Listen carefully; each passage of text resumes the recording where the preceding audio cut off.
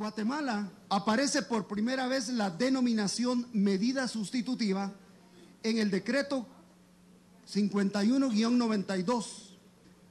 Por primera vez, porque antes de esto aparecía con otros nombres y no como una institución totalmente desarrollada como aparece en el actual Código Procesal Penal. Venido de Europa, porque empieza no para irme totalmente a Roma, que es donde tiene realmente su origen, sino que podría venirme hasta Europa a través de la probatium, que es la primera forma de beneficiar.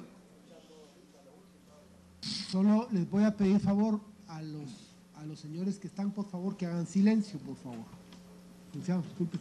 Este desarrollo de los beneficios para el indubio pro reo, a favor del reo, a favor del detenido, a favor del encarcelado, aparece ya en la época moderna, en la probatium, a través del magistrado inglés Matthew Devil Hill, que empieza a desarrollar un sistema de garantías para aquellos que por alguna razón transgreden la ley, o se supone que la han transgredido, y que les puede dar un beneficio excarcelario, fuera de la cárcel.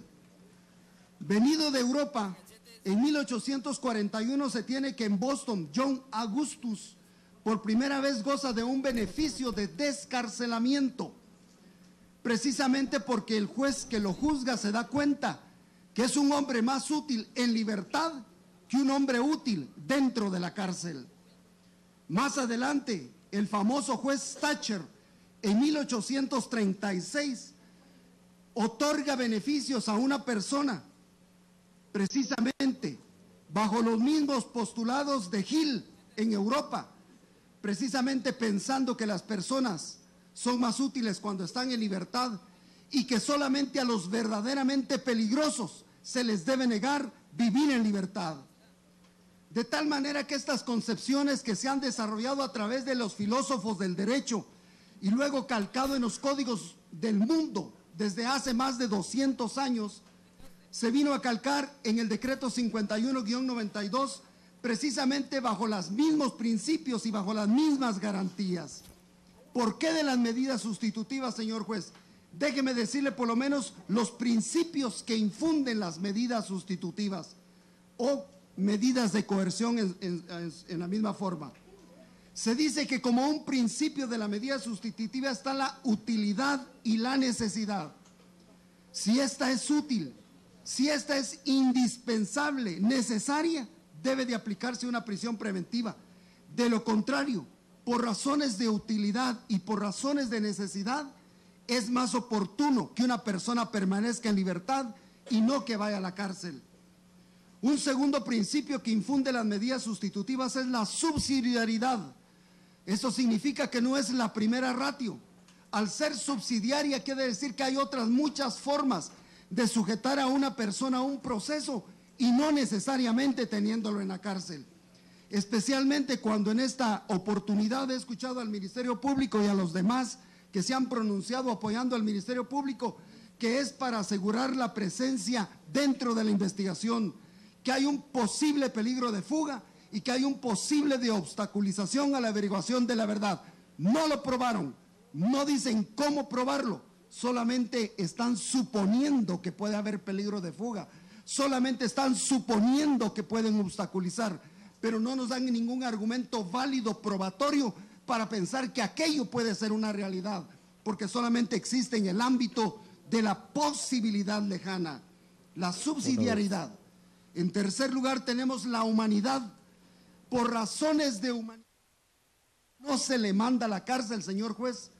Por razones de humanidad a una persona se le deja en ese estatus de humanismo, en ese estado pensando primero en el ser humano antes que cualquier otra cosa. Por otro lado se tienen los principios de proporcionalidad. Cuando vamos a la proporcionalidad vemos una gama de posibilidades y el artículo 264 nos dice que puede tener un arresto domiciliario, que puede tener un arresto vigilado, que puede tener una caución económica, que tiene prohibición de ir a uno u otro lugar, que usted puede hasta disponer de qué manera limita su accionar. Y dejando de último entonces la cárcel. También dice que es instrumental, propiamente instrumental, porque no tiene un fin en sí misma. La cárcel no entraña un fin, sino que nada más es un medio que puede permitir que la persona pueda venir a proceso, y eso se puede suplir a través de cualquiera de las medidas sustitutivas. Y por último, le quiero decir que la cárcel es la excepcionalidad, porque la norma general, de acuerdo a la Constitución política y de acuerdo al Código Procesal Penal, es justamente la libertad. Por esa razón, señor juez, es que le pido la libertad. Y contraviene la prisión preventiva, contraviene diciendo que es una sentencia anticipada. Cada vez que un juez dicta una prisión preventiva en contra de una persona, estamos pensando que lo está juzgando por adelantado, está pensando que va a ser culpable, está pensando que le toca tal cantidad de pena, se está adelantando a los acontecimientos, está adelantando, es una sentencia adelantada. Por otro lado, la prisión preventiva siempre ha violentado el principio de inocencia, y por eso es que se ha escrito tanto en relación al principio de inocencia, y por eso es que la Constitución lo plasma en su artículo 14, y justamente en el artículo 14 del Código Procesal Penal también se repite la garantía y el principio a la inocencia, juntamente con el artículo 12, que nadie puede ser antes encarcelado sin haber sido citado, oído y vencido en juicio. Pero además de eso, señor juez, me fundamento en la Declaración Universal de los Derechos Humanos, en el artículo 1 y numeral 1, en el Pacto Internacional de Derechos Civiles y Políticos, el artículo 14, numeral 2, y en la Convención Americana sobre Derechos Humanos, artículo 8, numeral 2. Señor juez, ¿para qué se ha escrito tanta garantía en el ámbito internacional si al final con cualquier cosita van a mandar a una persona a la cárcel? Bajo cualquier pretexto van a mandar a una persona a la cárcel. Precisamente por eso es que es una violación, es una forma violenta contra el principio de inocencia. Y quiero decir lo mismo que digo cada vez que me toca hacer un discurso como el presente. Señor juez, ¿para qué están plasmadas las medidas sustitutivas en el Código Procesal Penal? ¿Acaso están en lo profundo del código que aunque metamos la mano no podemos llegar a ella? ¿Acaso tenemos que bucear adentro del Código Procesal Penal para ir a lograr y rescatar las medidas sustitutivas? No, señor juez. Las medidas sustitutivas están tan a flor de piel del Código Procesal Penal que allí nada más en el artículo 264 están como una garantía para el ciudadano. Por esa razón, señor juez, no hay posibilidades del artículo 262 y 263 que hablan acerca de las formas en que no debería de darse una medida sustitutiva. Todo lo contrario, sin violentar el principio de inocencia, usted podría fácilmente otorgar una medida sustitutiva. Señor juez, quisiera aportar también algunos documentos que vienen a fortalecer la tesis que estoy llevando a cabo, ya que el Ministerio Público no ofreció absolutamente nada en su posición de cárcel. Yo sí, por el contrario, señor juez, he tenido los antecedentes penales del señor Otto Fernando Pérez Molina, nunca ha tenido antecedentes penales. Acompaño también los antecedentes policíacos de la misma persona que nunca ha estado detenido. Acompaño también, señor juez, el estatus de su vivienda en Colonia Vista Hermosa, zona 19, lugar donde podrá ser ubicado. También, señor juez, tengo aquí de la subdirección migratoria de la Dirección General de Migración de Guatemala, en donde los últimos meses tampoco ha salido del país porque no tenía ninguna intención de salir del país ni abstenerse de la ley. Y entrego a usted, señor juez, 3 pasaportes con los que generalmente viaja para que usted tenga la certeza de que no va a ausentarse del país. Un pasaporte de carácter ordinario que está vencido y 2 pasaportes de carácter diplomático, los cuales pertenecen al señor Otto Fernando Pérez Molina. Los pongo a su disposición para que usted vea la necesidad de no enviarlo a prisión preventiva, sino todo lo contrario, otorgarle el beneficio de una medida sustitutiva. Por eso, señor juez, y en base a estos documentos que le dan arraigo, que le dan cabida dentro del territorio nacional y que de todas maneras No es capaz el señor Otto Pérez Molina de hacer lo que dice el artículo 263, destruir, modificar, ocultar, suprimir, falsificar elementos, porque usted podría evitarlo a través de una de las tantas posibilidades que entraña el artículo 264 del Código Procesal Penal. En ese sentido, señor juez, le solicito que otorgue usted una o varias medidas sustitutivas que sean posibles de cumplirlas y que quede en libertad mi patrocinado, el señor Otto Fernando Pérez Molina. Muchas gracias, señor juez.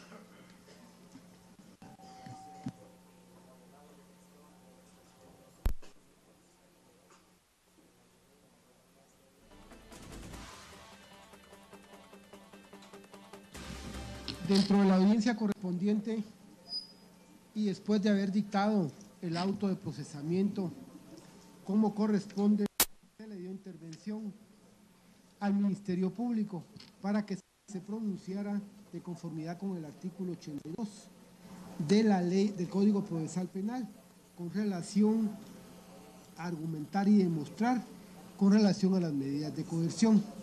En el presente caso quisiera dejar constancia que el Ministerio Público, después de hacer un razonamiento, solicitó, en virtud de que considera que existe tanto peligro de fuga como peligro de obstaculización a la averiguación de la verdad, resaltando más en el peligro de obstaculización, razón por la cual solicita que se dicte el auto de prisión preventiva en contra del señor Otto Fernando Pérez Molina.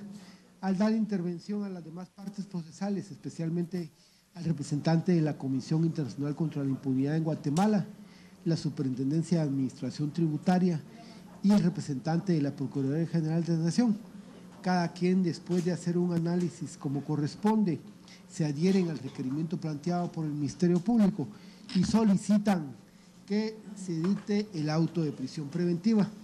Y por último, al darle intervención al abogado, pues hace un análisis así bastante general, analizándolo prácticamente desde el mundo antiguo, una pasada así muy general, con relación al derecho que el hombre o la persona es libre por naturaleza.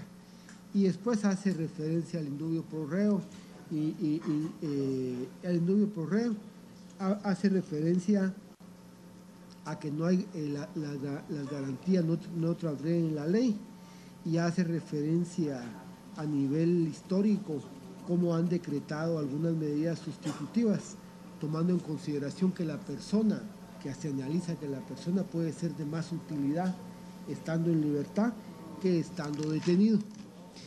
Y hace referencia a la utilidad, a la necesidad de la medida sustitutiva o de la prisión, viéndolo desde el punto de vista contrario, que la regla general es la libertad y no la prisión.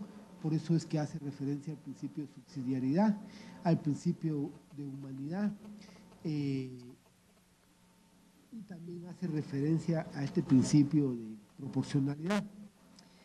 Y en conclusión, analizando el artículo 12, haciendo referencia a los artículos de la Declaración Universal de Derechos Humanos, el Pacto de San José, solicita que se dé, de conformidad con el principio de inocencia, se le otorgue una medida sustitutiva a favor de su patrocinado. Esto es lo que más o menos pasa dentro de la audiencia correspondiente. Quisiera manifestarles, siempre llevando una secuencia y en una forma bastante rápida, el artículo 13 que hice referencia al inicio de la resolución que se dictó anteriormente, hace referencia a que no podrá dictarse auto de prisión, este sí es correcto, sin que preceda información de haberse cometido un delito y sin que concurran motivos racionales suficientes para creer que la persona detenida lo ha cometido o participado en él. Este artículo 13 lo relacionaríamos con el artículo 259 del Código Procesal Penal, que es, este artículo indica, se podrá ordenar la prisión preventiva después de oír al sindicado. Dice, cuando medie información sobre la existencia de un hecho punible y que hayan motivos racionales suficientes que hagan pensar fundadamente en la participación, en que la persona participó en la comisión del delito. Este es prácticamente la misma relación que lleva la Constitución relacionado con este artículo 259. Y este artículo, para que se pueda decretar, se tiene que establecerse lo que es el peligro de fuga y lo que es el peligro de obstaculización a la averiguación de la verdad.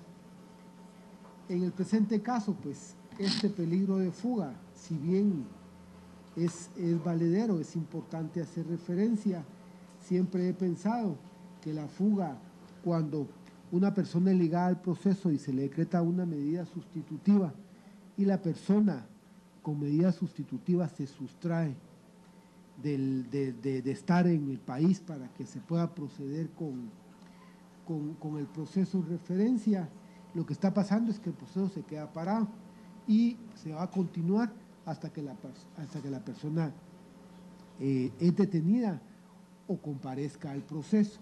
Esto significa que la persona se sustrae de las resultas del proceso.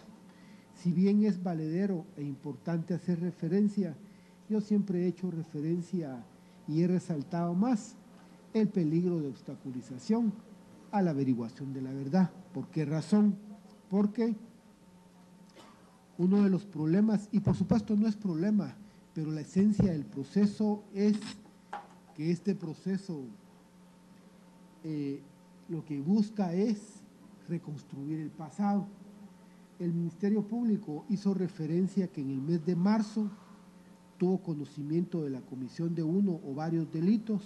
En el mes de mayo hizo referencia con relación a una escucha, la 220, que es prácticamente el periodo que el Ministerio Público está señalando del 16, sería de mayo 2014 al 16 de abril del 2015. O sea, estamos hablando que lo que se pretende hacer en este proceso es como reconstruir este pasado. Y en esa reconstrucción de este pasado es que el legislador previó que para conocer ese pasado en una forma transparente y en una forma como el Ministerio Público lo tiene que hacer, es que se tiene que analizar si es latente o hay sospecha de que haya destrucción, que haya modificación, que haya ocultación, que haya supresión o falsificación de elementos de prueba, y así sucesivamente están los demás. Fíjese, cuando yo he hecho referencia a medida sustitutiva dentro de los procesos que he conocido, regularmente este artículo 263, que es el peligro de obstaculización a la averiguación de la verdad, lo he relacionado con el artículo 5 del Código Procesal Penal, que son los fines del proceso.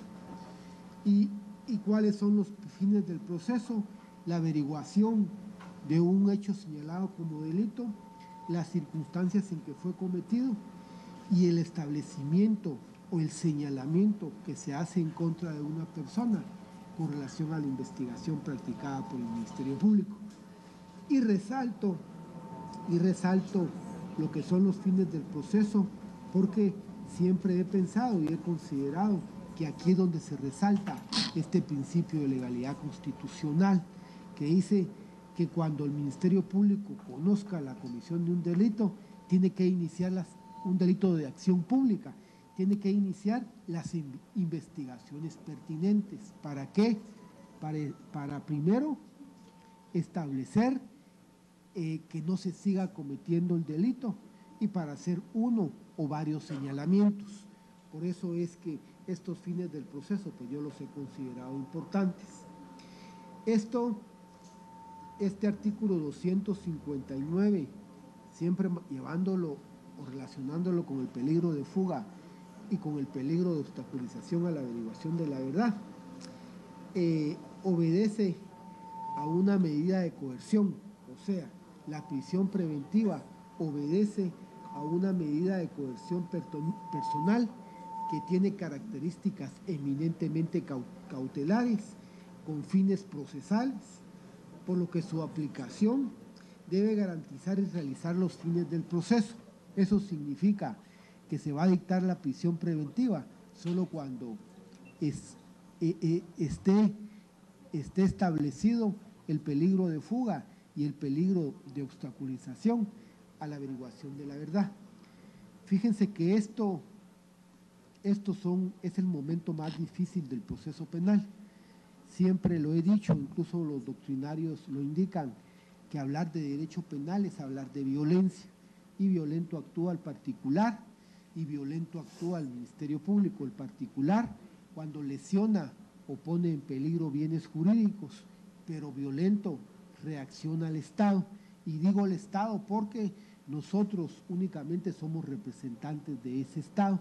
O sea, el ejercicio del ius puniendi lo tiene que ejercer el Estado, pero el Estado, por ser una persona ficticia, lo delega, en este caso, en nosotros los operadores de justicia, en el Ministerio Público como ente encargado de realizar investigación, en su servidor. Por eso es que son momentos bien complejos, bien difíciles del proceso penal, porque ahí es donde se acentúa, se resalta lo que es el ejercicio del ius puniendi, y ese ejercicio del ius puniendi pues es violento.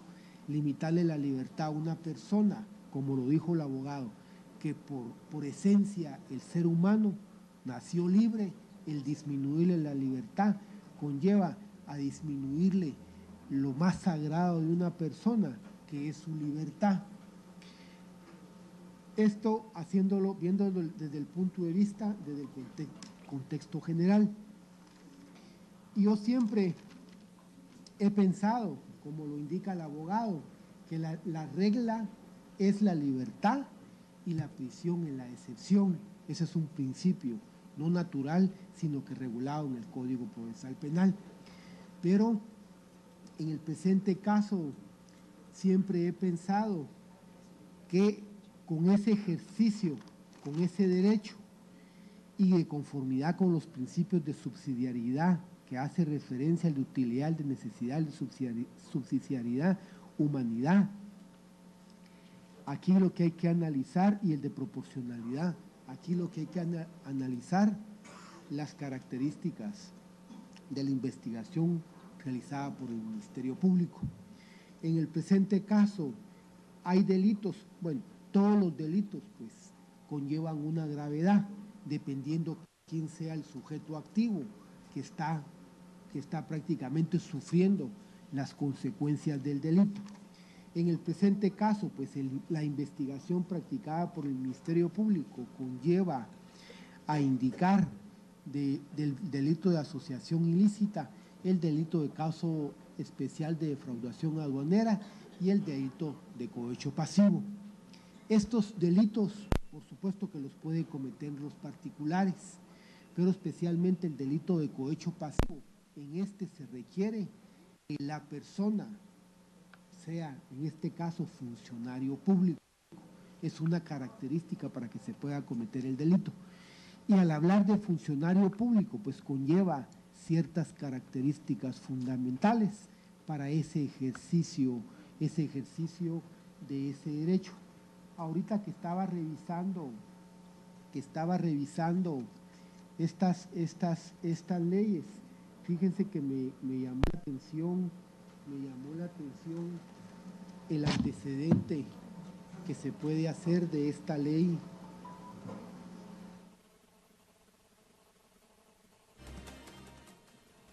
De la ley contra la defraudación y el contrabando aduanero.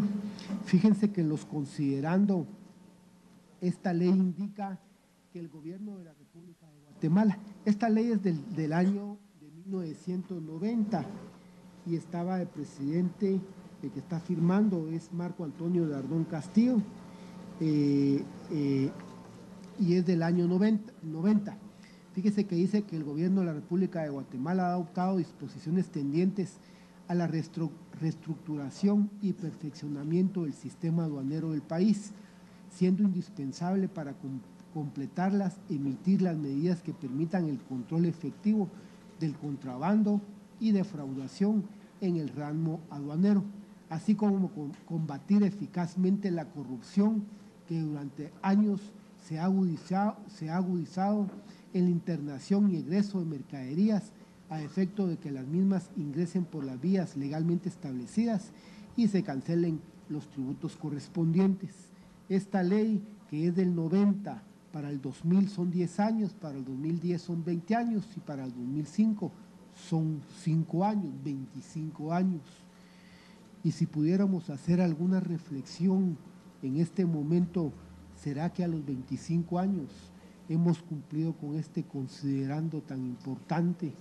Y es que uno de los problemas que se tienen que analizar con relación a decretar una medida sustitutiva es con relación al peligro de obstaculización, que es el que resalto: destruir, modificar, ocultar o suprimir y falsificar elementos de prueba. En el presente caso, el Ministerio Público está realizando una investigación que prácticamente conlleva que el perjuicio lo sufrió todos los ciudadanos de Guatemala.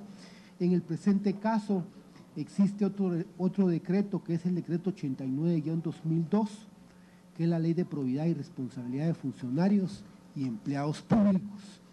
Y esta ley, fíjense que en el considerando 2 dice que en los acuerdos de paz sobre los aspectos socioeconómicos y situación agraria, el fortalecimiento del poder civil y función del ejército de una sociedad democrática, el Estado de Guatemala asumió el compromiso de reformar, fortalecer y modernizar la gestión pública en procura de un manejo transparente y absolutamente honrado en el uso de los recursos públicos, como condición para lograr que las funciones de la administración pública tengan la capacidad de cumplir con el supremo deber impuesto al Estado de Guatemala por la Constitución de la República de Guatemala, que es garantizar a los habitantes del país el bien común. Y entre los objetos, dice, la presente ley tiene por objeto crear normas y procedimientos para transparentar el ejercicio de la administración pública y asegurar la observancia estricta de los preceptos constitucionales y legales en el ejercicio de las funciones públicas estatales, evitar el desvío de los recursos, bienes, fondos y valores públicos en perjuicio de los intereses del Estado, establecer los mecanismos de control patrimonial de los funcionarios y empleados públicos durante el ejercicio de sus cargos y prevenir el aprovechamiento personal o cualquier forma del enriquecimiento ilícito de las personas al servicio del Estado y de las otras personas individuales jurídicas que manejen, administren, custodien, recauden o inviertan fondos o valores públicos, determinando la responsabilidad que incurra. Y después pues habla de sujetos responsables de los bienes tutelados y después habla de principio de probidad, que son las funciones públicas, y concluyo con el artículo 10, que habla de la responsabilidad penal. Y se genera responsabilidad penal la decisión, resolución, acción o omisión realizada por las personas a que se refiere el inciso 4, cuando se refiere a los funcionarios públicos de esta ley y que, de conformidad con la ley penal vigente, constituyan delitos o faltas. Esto lo indico porque la investigación que está practicando por el Ministerio Público conlleva situaciones bastante complejas. El Ministerio Público hace referencia, y su servidor también, cuando dictó la resolución, hizo referencia a una estructura que es una estructura de un todo y que se separó por una estructura interna y una estructura externa.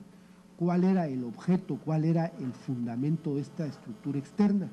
Era prácticamente el reunirse un grupo de personas. ¿Para qué? Para limitarle que ingresen los recursos al Estado de Guatemala, y como consecuencia ese ingreso no es un ingreso total, porque en todo caso se puede aprovechar personas particulares prácticamente de parte de ese ingreso, de ese dinero que prácticamente es del Estado de Guatemala. Esto por un lado. Por otro lado, tenemos que tomar en consideración también que dentro del proceso en referencia se indicó que en este proceso existen no solo una persona, sino que existen varias personas relacionadas con la investigación. En horas de la mañana les indiqué que aparte de que está pendiente que está pendiente de detener a este señor Juan Carlos Monzón, también está pendiente de la aprehensión de este señor Mendizábal. Y aparte de estas personas, hay otras personas, tanto de la estructura externa como de la estructura interna. Y ahora que mencionó el representante del Ministerio Público, incluso a este señor, el contador, el que se relacionó al final de la resolución dictada. Y aparte de esto, pues, al revisar detenidamente, aparte de la investigación practicadas, se mencionan a varias personas, y se mencionan a varias personas que a este órgano jurisdiccional le ha llamado la atención. ¿Y por qué hablo esto? Porque se supone que el derecho tiene que llegar a todas las personas, pues. Incluso hablan de esta persona de Broglie, no sé quién sea esta persona, hacen referencia entre las escuchas a otra persona de la Superintendencia de Administración Tributaria, y así sucesivamente pudiera mencionar algunas otras personas. Esto lo digo ¿por qué razón? Porque esto significa que la investigación, al menos relacionada con el señor Otto Fernando Pérez Molina, es una investigación que está iniciando. ¿Por qué razón lo indico? Porque el representante del Ministerio Público lo manifestó. Enderezada investigación en contra del señor Pérez Molina no ha habido. Lo que pasó es que como la investigación es un todo, con la investigación por el delito de asociación ilícita, es un delito que se está investigando a varias personas. Lógico que cuando se procede a hacer un allanamiento, una diligencia judicial de allanamiento, inspección y registro, se encuentra evidencia. Y esa evidencia, pues se tiene que encontrar toda la evidencia, y posteriormente se tiene que analizar, porque no se puede quedar la evidencia, pero que haya verdaderamente investigación relacionado con el señor Pérez Molina, aparte de lo que ya está, de lo que es la investigación de la estructura, no se ha autorizado, aparte que no se ha requerido, no se ha autorizado. En el caso de la señora Valdetti, hasta que ella renunció fue que se pidió que se extendió la investigación, y a raíz de eso es que se pidió informes a bancos, a registro mercantil, a todos los registros, se pidió alguna información al extranjero, y se autorizó las diligencias de allanamiento, inspección y registro. Por eso es que ya se relaciona en algunas cuestiones a ella. Pero en el caso del señor Otto Fernando Pérez Molina, no se ha autorizado absolutamente nada. Es más, ni requerimientos a banco, ni requerimientos a nada. Entonces la investigación, prácticamente la imputación por parte del Ministerio Público y el razonamiento se hace únicamente todo lo relacionado con las demás personas que en su momento procesal fueron investigadas por el Ministerio Público, y a raíz de eso es que el Ministerio Público en el presente momento pues está requirió el auto de procesamiento y ahora el auto de prisión preventiva. Entonces, a manera de conclusión, estamos hablando que en este proceso hay como 14, 15 personas que tienen órdenes de aprehensión dictada por el órgano jurisdiccional, y aparte de eso hay otro tipo de investigación que se tiene que extender el Ministerio Público para tratar de cumplir con los fines del proceso, y aparte de los fines del proceso, que el derecho penal llegue a todas las personas, porque ese es el sentido. Tomando en consideración lo anteriormente indicado, pero especialmente lo que corresponde al peligro de obstaculización para la averiguación de la verdad, este órgano jurisdiccional, tomando en consideración que se procedió a dictar el auto de procesamiento en contra del señor Otto Fernando Pérez Molina, este órgano jurisdiccional considera prudente que en este momento se analiza siempre que hay motivos racionales suficientes para creer en el presente caso que el señor Otto Fernando Pérez Molina ha cometido los delitos señalados por el Ministerio Público. Pero para que se pueda dictar lo que es la prisión preventiva, este órgano jurisdiccional hace referencia específicamente a lo que es el peligro de obstaculización para la averiguación de la verdad. Y ahí sí concluyo, tomando en consideración que hay de 14 a 15 personas que están pendientes de que se ejecute la orden de aprehensión. Aparte de eso, hay otras personas que entiendo que el Ministerio Público se va a extender para garantizar las resultas del proceso, pero especialmente para que no vaya a haber modificación, no va a haber ocultación, no vaya a suprimirse o se vaya a falsificar elementos de prueba.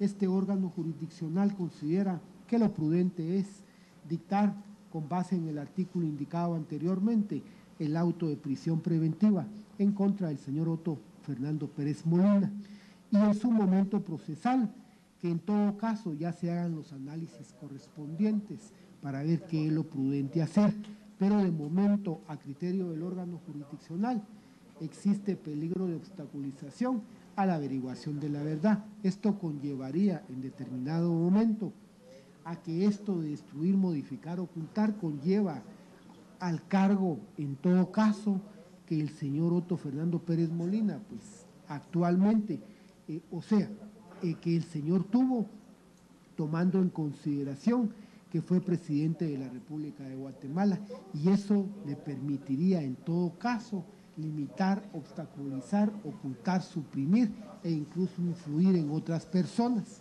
En ese sentido, prudente es, para garantizar lo que es que el Ministerio Público conozca en todas sus dimensiones el proceso en referencia, pero especialmente con relación a todas las personas que pueden estar involucradas, considera prudente dictar el auto de prisión preventiva en contra del señor Otto Fernando Pérez Molina por las razones indicadas anteriormente.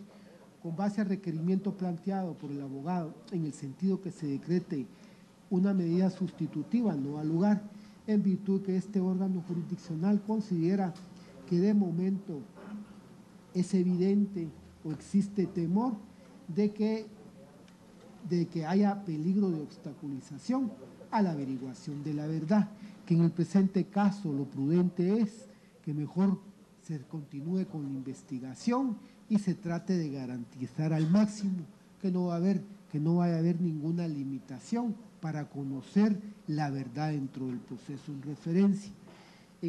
Con eso se dice no al lugar a decretar una medida sustitutiva.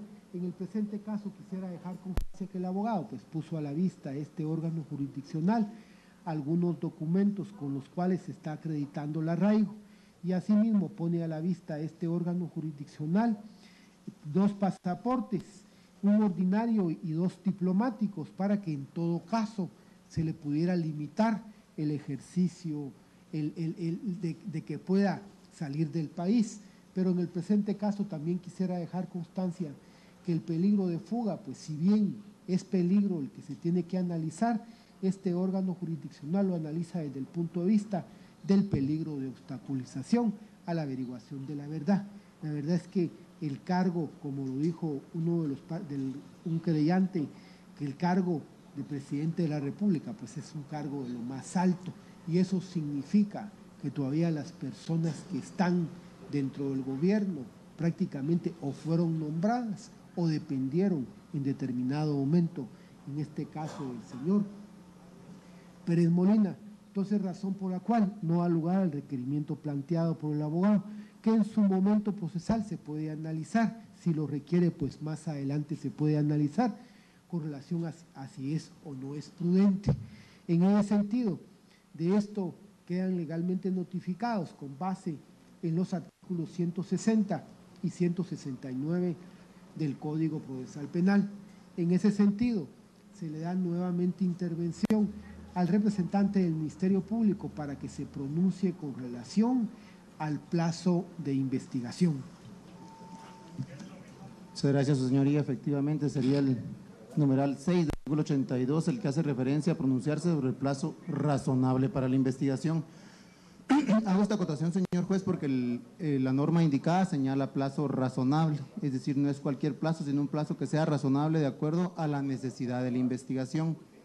Si tomamos en consideración, su señoría, el artículo 82 que ha regido el lineamiento de esta audiencia, que ya es el tercer día, es importante destacar que este artículo 82 es una reforma del decreto 18-2010 que entró en vigencia, si no estoy mal, en mayo del año 2010.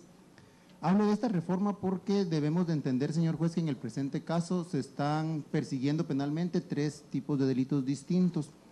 Uno que es el del delito de asociación ilícita, que está regulado por la Ley contra la Delincuencia Organizada, que es una ley del año 2006. Se está hablando del delito de cohecho pasivo, que está regulado o reformado por la Ley contra la Corrupción, que es a partir del año 2012 de finales. Y pues el otro es de la Ley contra la Defraudación y Contrabando Aduanero, que si bien es una ley del año 1990, la literal ñ y la literal n del artículo 2 son reformas del año 2006. Digo esto, señor juez, porque el derecho penal es cambiante, no es estático, se ha ido modificando. Nuestro Código Penal es del año 73, nuestro Código Procesal es del año 94. Eso implica que nosotros tenemos que ir cambiando conforme van cambiando las normas. Cuando el decreto 2010 que introduce el artículo 82 habla de un plazo razonable, lo ve en función, no como antes, que el Ministerio Público se le trataba de limitar a lo máximo lo posible, de hacer una verdadera investigación con el ánimo que no pudiera probar los hechos. Hoy el artículo 368, que es una reforma del año 2011, habla que cuando inicia un debate, cada quien plantea su tesis el Ministerio Público y su tesis defensiva. Eso implica que el plazo razonable va encaminado no solamente para la Fiscalía, sino también es un plazo razonable para la defensa, para que defensa pueda en su momento, tal como lo establece la ley, proponer diligencias de investigación que hagan concluir razonablemente sobre la posible o no participación del sindicado. En ese orden de ideas, el plazo razonable que considera la Fiscalía, sin entrar a detallar los medios de investigación porque la ley no lo requiere, es el plazo máximo regulado en el artículo 323 y 324 bis del Código Procesal Penal. Quiero decir y repetir que efectivamente en este caso se ha respetado los derechos del señor Otto Pérez Molina, no hay una investigación previa. Se mencionó al señor Víctor Hugo Hernández, pues apareció ahí, pero como él hay otras personas que tienen alguna función dentro de lo que es la propia investigación ha ido arrojando y que se ha limitado el ubicar a estas personas precisamente para no incurrir en un agravio hacia el señor Otto Pérez Molina. Realmente el artículo 293 del Código Procesal Penal solamente nos permitía realizar una investigación preliminar para fundar las diligencias de antejuicio. Es a partir de este momento que nosotros realmente queremos iniciar esa investigación y consideremos prudente, señor juez, tanto para la Fiscalía como para que la defensa pueda ejercitar su derecho de defensa los 3 meses que establece la ley. En ese orden de ideas le solicito muy respetuosamente que se conceda a la Fiscalía el plazo máximo establecido en la ley de 3 meses en el presente caso. Muy bien, entonces a continuación se le da intervención, abogado Luis Fernando Orozco. Gracias, señor juez. Efectivamente, señor juez, en este momento se está prácticamente iniciando una nueva investigación que apunta directamente a la averiguación de la verdad, que es el fin del derecho penal. En este orden de ideas, señor juez, y con el ánimo de que se presente el mayor número de elementos de convicción, el mayor número de medios probatorios, tanto para la defensa como para el Ministerio Público, así como para nosotros coadyuvando el trabajo del Ministerio Público, es necesario contar con el máximo del término previsto por la ley para la investigación. Repito, es un término escaso, corto. Con el debido respeto, el señor vicepresidente no es la única persona vinculada en este caso. Estamos hablando de una investigación supremamente compleja. Estamos hablando de una estructura criminal donde hay más de 50 personas vinculadas. Deberán entender que es un trabajo exigente, exiguo, profundo. No se puede salir con cualquier tipo de acusación frente al señor expresidente en caso de que sí se diera. De la misma manera, la defensa tendrá todo el tiempo para practicar las pruebas pertinentes para la defensa del señor vicepresidente. En ese orden de ideas, señor juez, respaldo la petición del Ministerio Público para que sea el máximo del tiempo de investigación el que se conceda. Es todo y muchas gracias. Muy bien, entonces a continuación, el representante de la Administración Tributaria. Muchas gracias, señor juez. Esta representación, de conformidad con el artículo 82, literal, numeral número 6, se adhiere a la solicitud planteada por el Ministerio Público en cuanto a que se dé como plazo de investigación el establecido de 3 meses, toda vez que de conformidad con el artículo 323 del Código Procesal Penal, que es el que establece la duración del procedimiento preparatorio, da ese paso. Consecuentemente, mi representación considera que los 3 meses, aún si no fueran suficientes, pues es el que la ley establece y respetuosamente le solicita que se acceda al mismo, solamente. Muy bien. Entonces, a continuación, al representante de la Procuraduría General de la Nación. Gracias, honorable juzgador. En el mismo sentido que los anteriores representantes del Ministerio Público, de la CICIC y de la Superintendencia de Administración Tributaria, esta representación no se opone a la solicitud realizada por el Ministerio Público, toda vez, como ya lo informaron, existe una investigación ardua que debe de iniciarse a partir de este día. Por lo tanto, ahí sí que es necesario que ese plazo se pueda llevar a cabo, toda vez que es el plazo máximo que establece la ley, de conformidad con lo que establece el artículo 323 del Código Procesal Penal. Por lo tanto, honorable juzgador, esta representación no se opone a la solicitud realizada por el Ministerio Público. Muy bien. Entonces, a continuación, abogado Calderón. Gracias, señor juez. Señor juez, desde el punto de vista del discurso es muy bonito todo. Es ideal, con 3 meses de arduo trabajo, con todo lo que quiera la defensa. Todo eso no es cierto. Todo eso no es cierto. Para empezar, cuando uno llega al Ministerio Público, difícilmente encuentra a los fiscales, difícilmente puede hablar con ellos, difícilmente le dan una copia. Entonces, una cosa es el discurso y otra cosa es la realidad. La realidad es que el Ministerio Público es un monstruo con millones y millones en su presupuesto, que tiene una enorme cantidad de personas, de vehículos, de medios para poder hacer una investigación en poco tiempo. Y por si fuera poco, tiene los millones de euros y de dólares que tiene la CICIC, donde dice que tienen millones de horas, tiempo, hombre, trabajando. Entonces, con toda esa infraestructura, con todo ese mecanismo, con todo ese aparato en contra de una sola persona, esta es una tremenda desventaja. Pero como la ley les favorece hacer eso y lo pueden hacer, entonces hay que mediar, hay que poner un tiempo que sea ecuánime.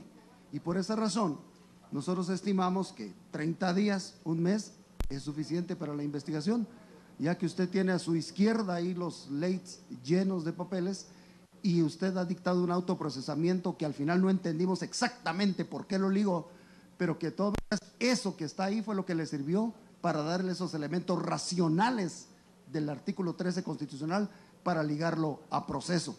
Así que, en justicia, en 30 días estaría bien. Esa es nuestra posición, señor juez. Claro. Fíjese que esto, reiterando esto del proceso, pues esto es siempre, el proceso penal siempre es complejo. Cuando estaba dictando la resolución tanto de auto de procesamiento y pero más con el auto de procesamiento, pues reparé en que se quedaba extrañado y que hablaba con su abogado. Fue cuando dije que lástima que no había contestado las preguntas, porque eso nos hubiera permitido, en todo caso, explicarnos algunas cuestiones que en determinado momento pueden ser razonables, pero para que se pueda hacer eso únicamente con lo que necesitamos son medios de investigación. El problema es pensando, imagínense 30 días para una investigación, pues es imposible. Una investigación de esta naturaleza es imposible. Solo con pedirle información a los bancos, usualmente se les pide, se les da, se les requieren, se emplazan a los bancos 8, 10, 15 días, dependiendo de la información. Hay veces 20 días y a veces no cumplen, sino que están pidiendo que se amplíen los plazos porque se han requerido bastante información. Esto es hablar de 30 días. Aparte de eso, es que siempre yo he considerado que el abogado del siglo tiene que ser, no solo esperar que el Ministerio Público incorpore medios de investigación. ¿Y por qué no los incorporan ustedes? El señor ahí está. me da la impresión que quiere, pues, presenten los medios de investigación y así me dan a mí los elementos de tener aquí los del Ministerio Público y tener los otros medios de investigación y me permiten, al hacer el análisis, hacer un razonamiento, porque ese es el sentido. Por eso es que usualmente este periodo es un periodo preliminar. Si analizáramos de que cuando el Ministerio Público requiere al juez en forma unilateral una orden de aprehensión, solo se analiza una sospecha. Pero ¿qué diferencia hay de esa sospecha en una fase de primera declaración? Es que se le da la oportunidad a la persona que declare con relación a los hechos que le está señalando el Ministerio Público. Y con eso se puede formar una idea. Yo le soy sincero, pues, con los abogados del Ministerio Público, los de la CICIG, he tenido otros procesos en donde me han llamado la atención las declaraciones. Hay otro proceso de un auditor que vino y no obstante habían escuchas. Y sobre esto solo puedo hacerlo referencia, pero cuando el auditor declaró en una forma tan espontánea y dijo, y si tienen alguna pregunta lo pueden hacer, y se le preguntó, pues, ¿qué podíamos establecer? Se le dio medida sustitutiva, porque ese es el sentido. Él estaba ejerciendo ese derecho y permitió conocer un poco más allá de lo que estaba pasando. Por supuesto, esto en ningún momento estoy diciendo que es obligatorio, porque son derechos que le asisten. A lo que yo quiero llegar con esto es que imaginemos 30 días, y yo siento que con este montón de situaciones investigadas por el Ministerio Público con relación a la estructura, es prudente que sea un plazo de investigación un poco más largo. ¿Para qué? Para que no solo el Ministerio Público acompañe medios de investigación, ustedes acompañaron. Ahí hay escuchas, hay esto, está lo otro, se pueden hacer requerimientos, se pueden incorporar documentos. Yo siempre he pensado, y así lo he querido creer, que no tiene que haber ninguna limitación para que la contraparte presente los medios de investigación. ¿Por qué? Porque ese es el sentido del proceso penal, el descubrir la verdad, que es esencia dentro del proceso penal. En ese sentido, me pongo a pensar, ¿será que es prudente, primero, un tiempo muy corto de investigación? Y como segundo, ¿será que es prudente que solo el Ministerio Público acompañe medios de investigación y la otra parte qué pasó? ¿Por qué no acompaña medios de investigación? Y también, si van a requerir, incluso si el abogado fue el que dijo de una propiedad en el 2007, pues bueno, hay que pedir informe al registro mercantil, al registro de la propiedad, y que se pueda establecer todos estos elementos, pero valdría la pena en este caso que se trataran de incorporar al máximo los medios de investigación para que en determinado momento se pueda hacer un análisis correspondiente.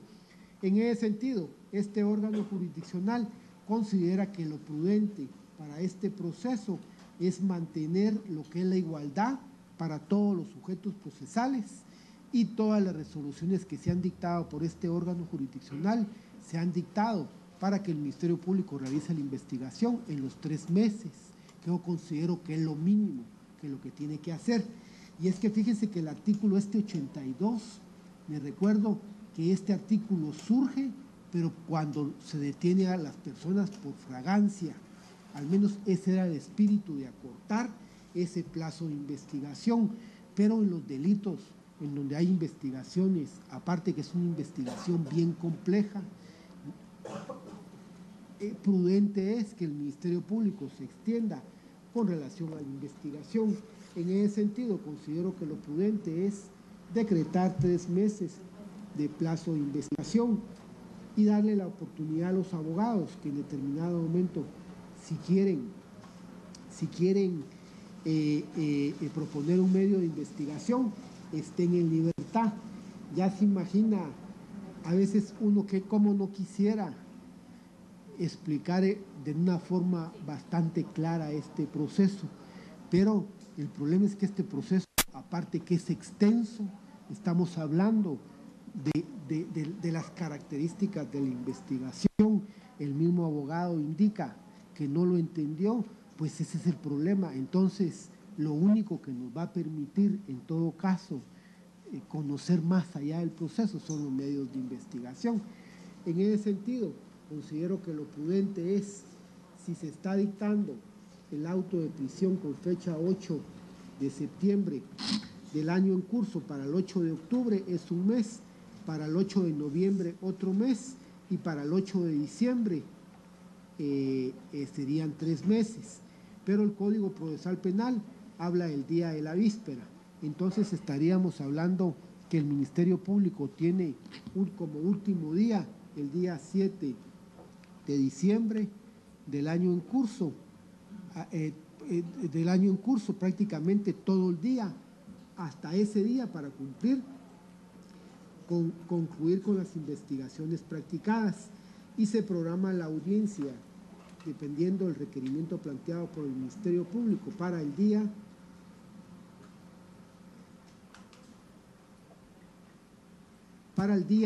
lunes 21 de diciembre del año en curso a las 9 horas. Entonces, el último día que tiene el Ministerio Público sería el 7 de diciembre del año en curso, y la audiencia se programa para el día 21 de diciembre del 2015 a las 9 horas. Y reiterándole, en ningún momento se está prejuzgando de responsabilidad, únicamente que en el presente caso es prudente que se continúe con la investigación, e invitando a los abogados, y en este caso al señor Otto Fernando Pérez Molina, que pueden incorporar los medios de investigación que consideren que sea prudente, para que en determinado momento se haga un análisis cuando tenga que o revisarse o entrar a conocer una fase intermedia. En ese sentido, y le voy a solicitar al abogado posteriormente que pase recogiendo sus documentos, y en ese sentido, cuando son las 15 horas con 30 minutos, no habiendo nada más que hacer constar, se termina la presente audiencia, dando constancia que quedan legalmente notificados con base en los artículos 160 y 169 del Código Procesal Penal. Y para concluir, en este caso, el señor Otto Fernando Pérez Molina queda en la misma situación, o sea, ahí donde está, sin ningún problema, solo que da con prisión preventiva. Y recordando que en su momento procesal pueden pedir los requerimientos correspondientes. Entonces, con esto les deseo feliz tarde, mucho gusto saludarlos. Bueno.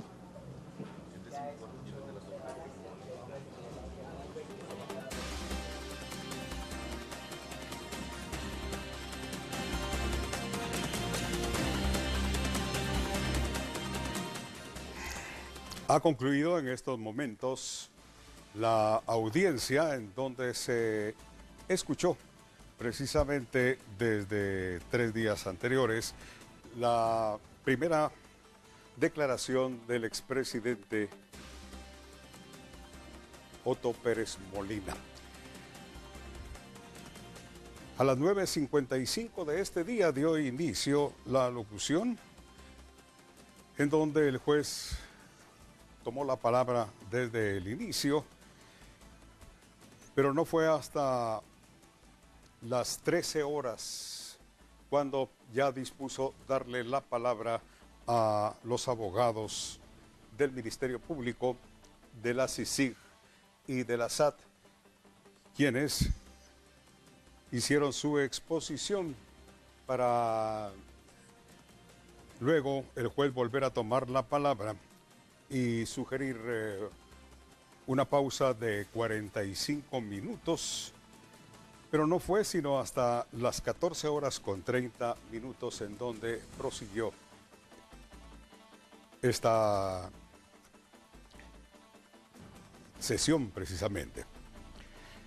Bien, a las 13 horas con 2 minutos le había dado la palabra al Ministerio Público, a los abogados de la CICIG y de la SAT, y posteriormente, hizo esta sugerencia. A las 14:30 horas dio la palabra al abogado defensor, quien en su alocución hizo mención a los orígenes de las medidas sustitutivas, las cuales sugería podrían aplicarse en este caso. A las 15:50 horas, en una nueva alocución del juez, explica por qué no puede dar medidas sustitutivas, recalcando especialmente en que existe el peligro de fuga.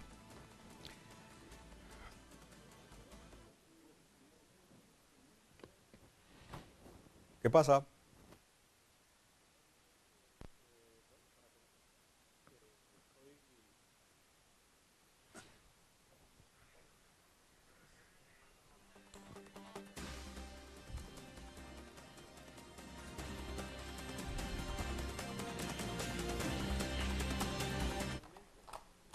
Hice todo el proceso.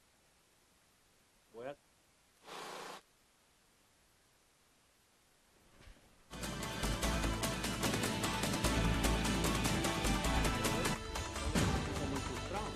de ver cómo el Ministerio Público responde a la CICIG y cómo el juez responde a lo que el Ministerio Público y la CICIG es lo que le dicen.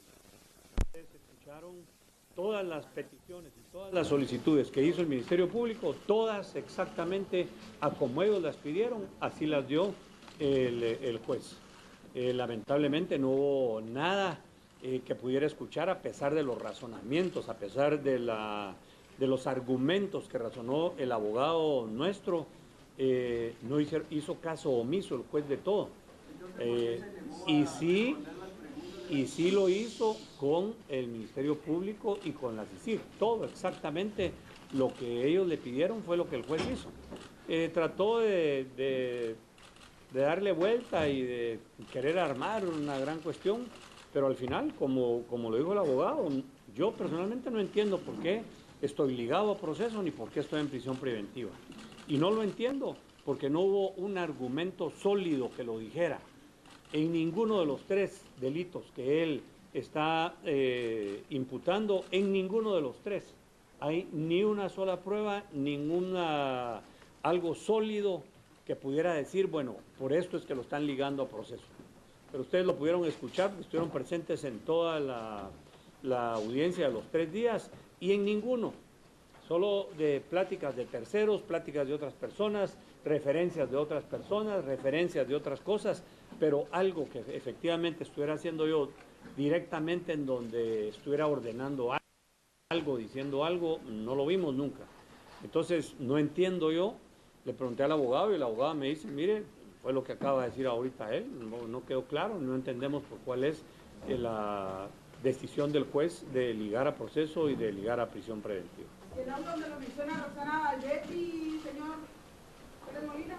Sí. ¿Qué puede decir al respecto? Ella hace una llamada y dice, presidente, ¿está de acuerdo con lo que recibe? ¿Qué opinión le merece? No, pero mire, eso se va a ir desarrollando en el tiempo, pero ahí no es lo que recibe.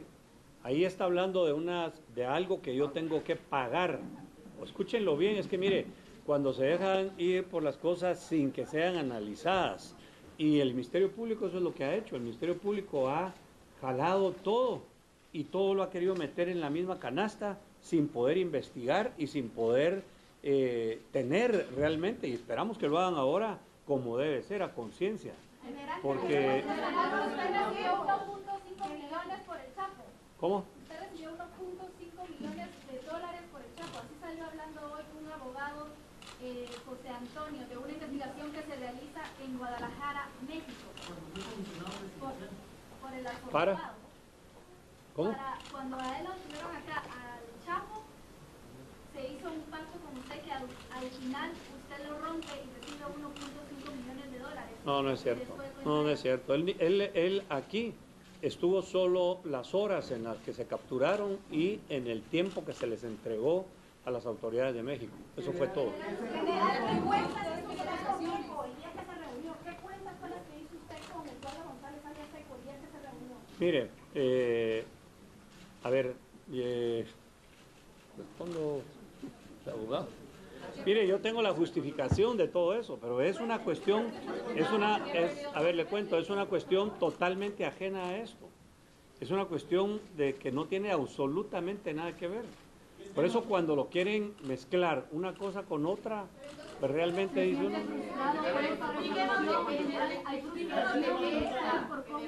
¿La justicia le ha pagado hoy? Sí, por supuesto. Mire, tengo frustración, no solo por hoy. ¿Sabe qué? Es una frustración que comenzó cuando la Corte Suprema de Justicia traslada al Congreso desde el primer antejuicio lavándose las manos sin ni siquiera entrar a conocer a fondo. Y luego en el Congreso de la República, pues uno entiende por qué es más político, pero el Congreso de la República, la Comisión Pesquisidora ni siquiera se tomó el tiempo, más bien hicieron un show político, aprovechándose de la época de campaña. Y hoy lo que venimos a ver aquí, en donde yo esperaba ver de verdad más seriedad, los argumentos, las pruebas y todo lo que pudieran ligarlo a proceso, resulta que no están y sin embargo lo ligan a proceso y encima de eso lo dejan en prisión preventiva.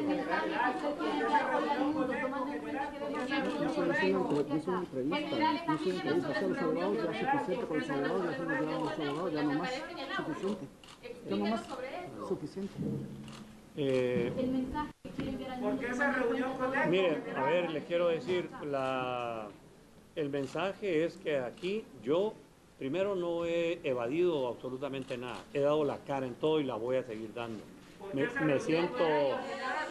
Me siento tranquilo porque yo sé que no he participado en ninguna estructura criminal. Me siento tranquilo, confío en que esto tiene que aclararse, confío aún con esto que ya vi en la primera audiencia, de que las cosas tienen que salir a luz, tienen que salir las pruebas como deben de ser, y se va a comprobar que yo no tengo absolutamente nada que ver con esta organización. No, mire, no ningún negocio. Y a ver, lo voy a decir porque no sé qué dice el abogado, pero le voy a decir, mire, él lo que tenía es una empresa que daba asesoramiento de auditorías y asesoramiento financiero.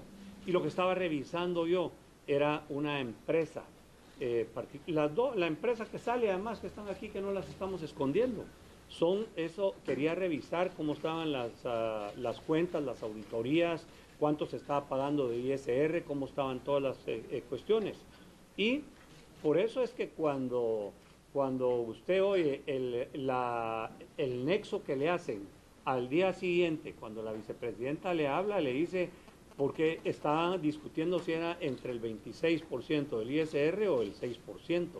Y por eso es que se habla de que se le está pagando de más, le quieren cobrar de más. Pero ahí no están hablando de que ellos me van a pagar a mí. Ahí estamos hablando de que soy yo el que tengo que pagar. Y era eso. No, la empresa es la empresa conocida, es la empresa en donde están las propiedades que yo tengo, ¿no? Así que eso... Muchas gracias. No, para nada. Para nada. ¿Cómo? Mire, yo lo que le puedo decir es que con lo que he visto hoy en esta primera audiencia, no...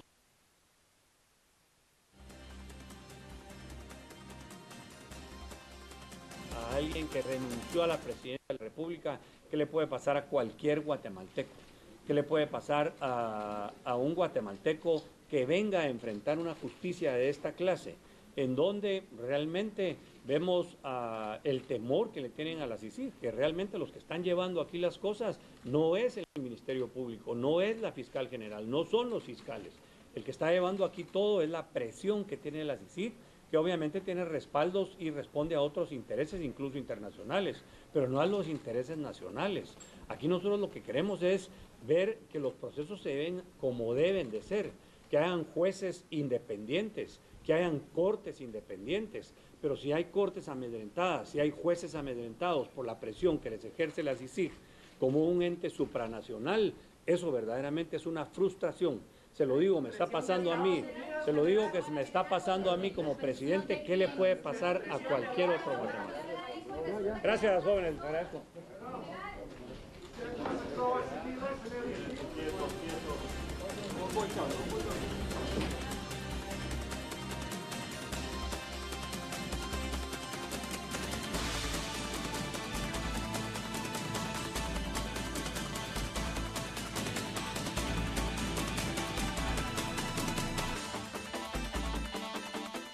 Bien, a las 15:41 suspende ya su alocución el expresidente Otto Pérez Molina con la prensa, se despide de ellos y abandona la sala. Decíamos que anteriormente, cuando ya el juez está dictando la sentencia respectiva a las 15:20, participa nuevamente el defensor diciendo que 30 días serían lo más que suficiente, dado los grandes recursos que tiene el Ministerio Público para hacer una investigación. A las 15:24 dice el señor juez que es imposible una investigación de tal magnitud en solamente 30 días y que va a hacer caso a la solicitud que hace el Ministerio Público de que sean 90 días, los que manda la ley precisamente en estas circunstancias. A las 15:25, después de su alocución, el juez Miguel Ángel Gálvez dice que el tribunal dispone de 3 meses para la investigación. El Ministerio Público tiene hasta el viernes 7 de diciembre para terminar con su investigación y la citación próxima es para el 21 de diciembre a las 9 de la mañana en la nueva audiencia que se le dará a Otto Pérez Molina. Son las 15:43, momento en que ya los cordones policiales se conforman en lo que es la salida de la torre de tribunales, en donde pasará la caravana que conducirá al expresidente de la República nuevamente al cuartel Matamoros en la quinta calle final de la zona 1.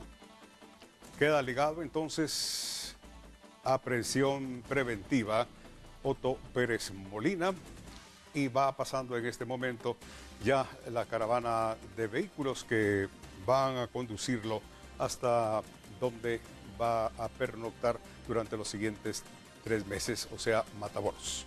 El cuartel de Matamoros, o cuartel general, como se le conoce. Vemos que estas tomas ya del cuartel Matamoros, en donde la prensa está haciendo espera del arribo de esta caravana que va saliendo en estos momentos por la 8ª Avenida y 21 calle de la zona principal. En conferencia de prensa provisional, Otto Pérez Molina dice que no entiende por qué está ligado a proceso cuando no hay pruebas suficientes para ligarlo. Tampoco su abogado lo entiende, pero que él va a acatar las disposiciones de la ley. Estuvo dando esta conferencia de prensa a las 15:35, se le acercó su abogado para callarlo, pero él continuó su conferencia de prensa diciendo que se encuentra tranquilo porque la verdad tiene que salir tarde o temprano a la luz. Su abogado nuevamente insiste en que se calle, pero él hace caso omiso y continúa contestando las preguntas de los periodistas. 15:40, nuevamente el abogado se le acerca y le dice: señor presidente, por favor. Otto Pérez Molina prosigue diciendo que es la presión de la CICIG lo que está perjudicándolo en este momento, que si él, habiendo sido presidente, está en estas circunstancias, ¿cómo estará un ciudadano común y corriente? Bien, se acercan ya las fuerzas de seguridad hacia la 8ª Avenida y 21 calle, para custodiar la caravana que conducirá a Otto Pérez Molina, decimos, al cuartel de Matamoros en la quinta calle final de la zona 1.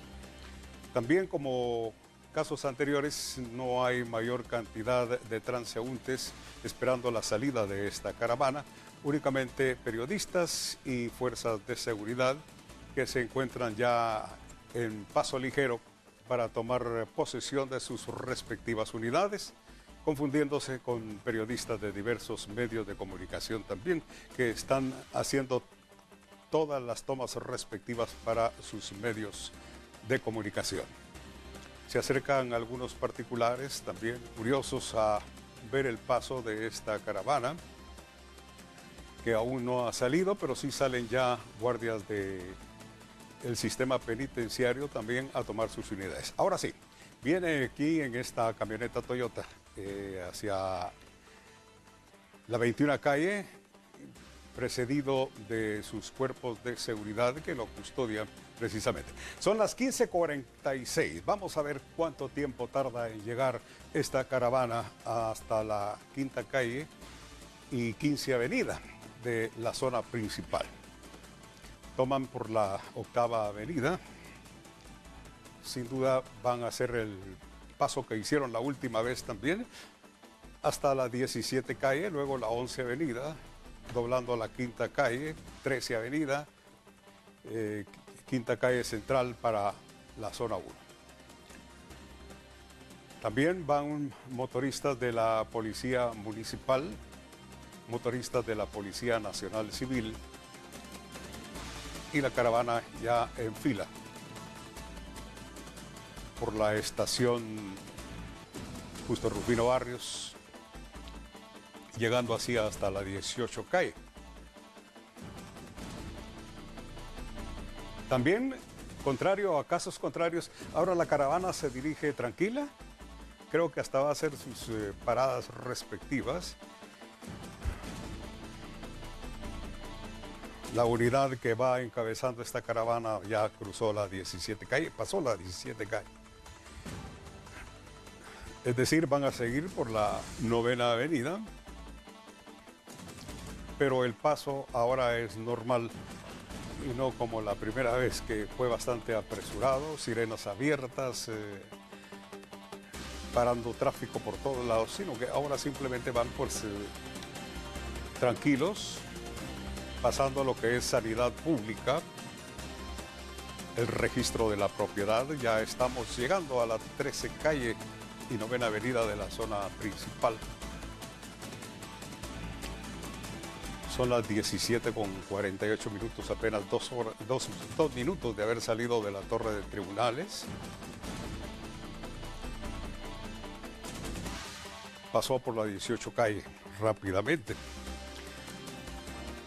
Esta audiencia dio principio casi a las 10 de la mañana, es decir, fue bastante tardada. Y aunque se presentía ya poco más o menos cuál iba a ser la solución final, pues así fue como resultó.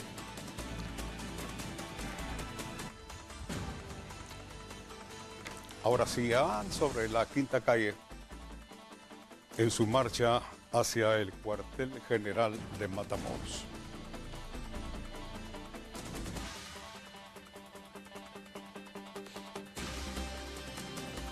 Pérez Molina, insistimos, dijo que no entendía por qué lo están ligando a proceso. Porque lo que se escucha ahí son simplemente llamadas telefónicas, dice él, pero que no lo involucran. Pero ya será el Ministerio Público el que tendrá que determinar qué será lo que va a suceder en estos momentos.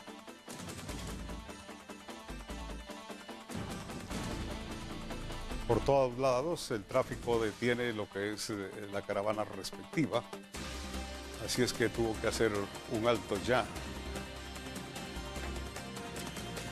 en una de las calles principales de la zona 1.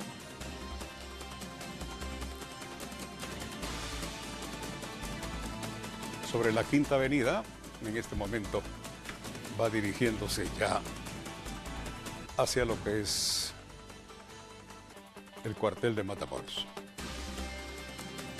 Tal como dijimos, van tranquilos, no van abriendo paso con sirena abierta, sino simplemente van respetando lo que es el tráfico vehicular de la zona 1 del centro histórico.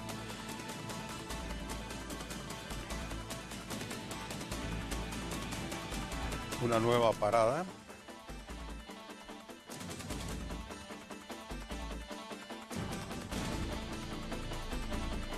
Y decimos, ya en Matamoros están nuestras cámaras también esperando el arribo de esta caravana. Lo mismo lo están también los de otros medios de comunicación para cuando se haga presente. Y vamos a ver cómo está el público en este día cuando llegue al Mariscal Zavala, perdón, al Matamoros. hace su ingreso ya por la iglesia de la Merced, 11 Avenida y Quinta Calle, la caravana. Posteriormente hará su cruce en la iglesia de San José, 13 Avenida. Y su recta final, que ya es la Quinta Calle hasta la 15 Avenida. Aquí está la iglesia de San José. Último cruce y ya es directo a la Quinta Calle hasta el final. Será hasta el próximo 21 de diciembre a las 9 horas en que concurra nuevamente a la Torre de Tribunales Otto Pérez Molina para escuchar los argumentos nuevos del Ministerio Público.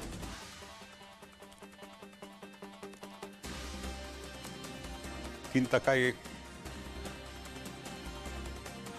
14 Avenida ya. Y los carros que van haciendo la caravana pues se van haciendo ya para un lado para dar paso a la unidad que conduce a Otto Pérez Molina y dejar así libre ya su ingreso hacia el cuartel de Matamoros.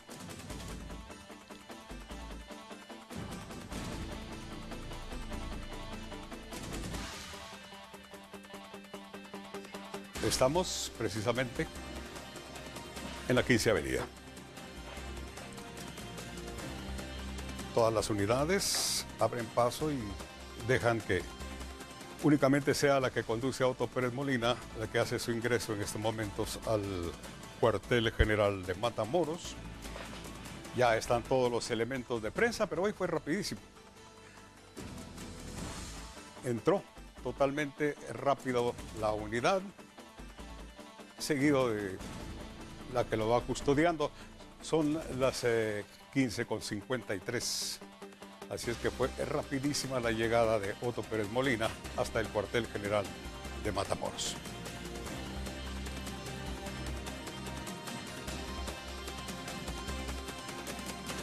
Esta tarde también la asistencia de público particular a la entrada del cuartel de Matamoros fue totalmente escasa.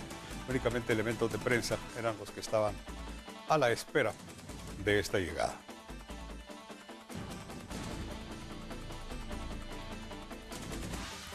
Repetimos a ustedes que en conferencia de prensa improvisada, Otto Pérez Molina expresó que no entiende por qué está ligado a proceso cuando no hay pruebas suficientes para ligarlo a él.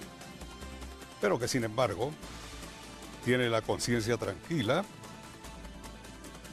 y que se encuentra muy tranquilo él también porque la verdad tiene que salir a luz tarde o temprano.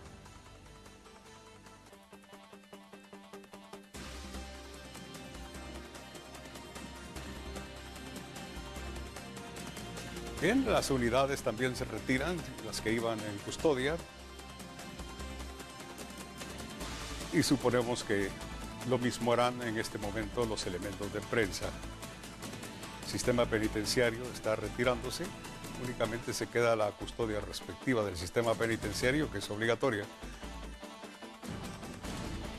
y los demás se retiran.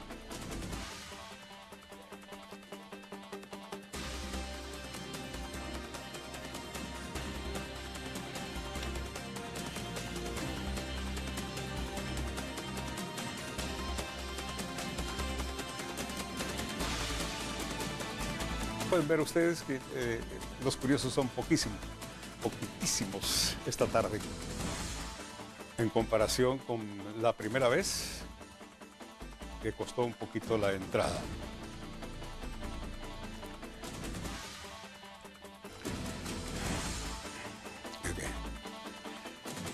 Bien, amigos, es así como concluye esta audiencia de este día 8 de septiembre, la cual se inició desde las 10 de la mañana y finaliza ahora que son las 15:56. Es decir, les contamos a ustedes, les repetimos nuevamente que Otto Pérez Molina queda ligado a proceso y el juicio se reabre el 21 de diciembre a las 9 de la mañana. Muchas gracias por su atención.